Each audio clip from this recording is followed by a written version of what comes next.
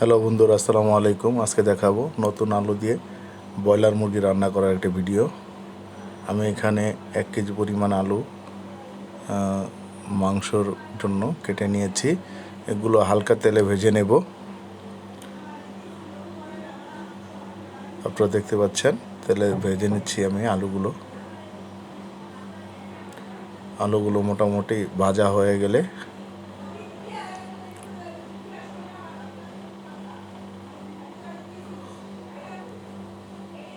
ভাজা হয়ে গেছে আলুগুলো। বাকি যতটুকু সিদ্ধ করার দরকার বাকিটুকু তরকারির মধ্যে দিলে সিদ্ধ হয়ে যাবে। আমি এখানে 3 কাপ পরিমাণ পেঁয়াজ কুচি দিয়ে দিলাম। পেঁয়াজটা হালকা তেলে ভেজে নেব আমি।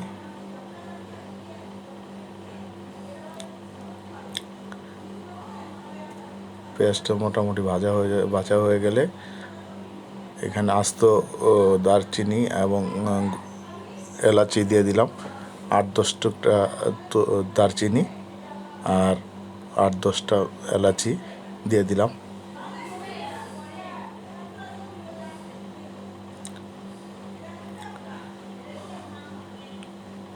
কিছুক্ষণ তেলে ভেজে নেব।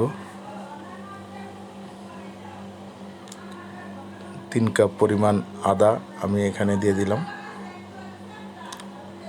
যেহেতু আমার ব্রয়লার মুরগিটা প্রায় 2 কেজি ওজনের, আমি এখানে 1 কাপ পরিমাণ বাদাম বাটা দিয়ে দিলাম। 2 কেজি ওজনের, তাই আমি এখানে 3 কাপ আদা এবং 1 কাপ বাদাম আমি ব্যবহার করেছি।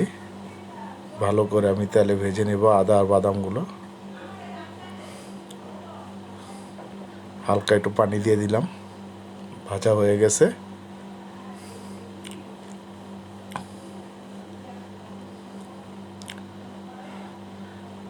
দুই চা চামচ হলুদ,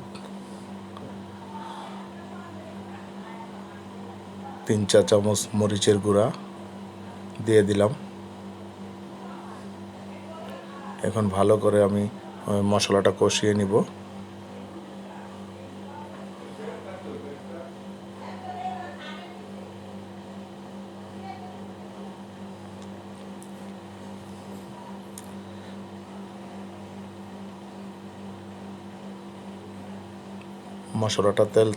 মশলাটা থেকে তেল ছাড়া পর্যন্ত আমি এটাকে কষিয়ে নিব। 4-5টা আমি আস্ত কাঁচামরিচ দিয়ে দিলাম।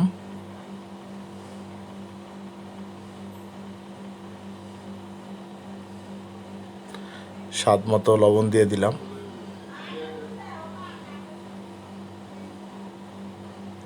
এখন আরেকটু মশলাটাকে কষিয়ে নিব। এখানে আমি একটা মশলা ইউজ করেছি, সেটা হচ্ছে গুঁড়ো মশলা। এটা আমার নিজের বানানো। মশলাটা বানানো আমি পরে হয়তো আপনাদের আরেকটা ভিডিওতে দেখাবো।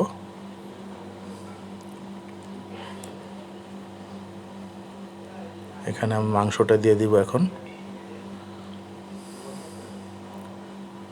মুরগিটার ওজন প্রায় 2 থেকে 2.5 কেজি।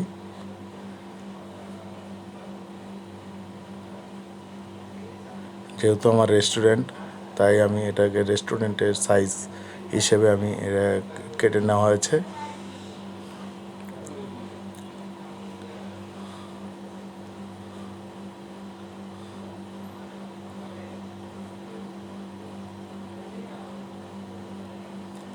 ভালো করে আমি মুরগিটা কষিয়ে নিব।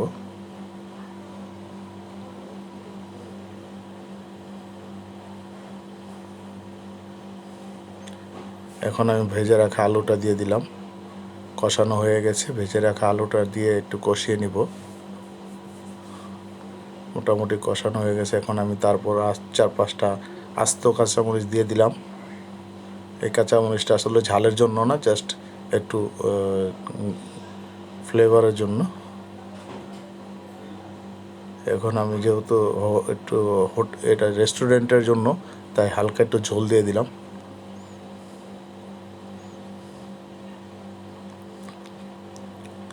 কিছুক্ষণ রান্না করার পরে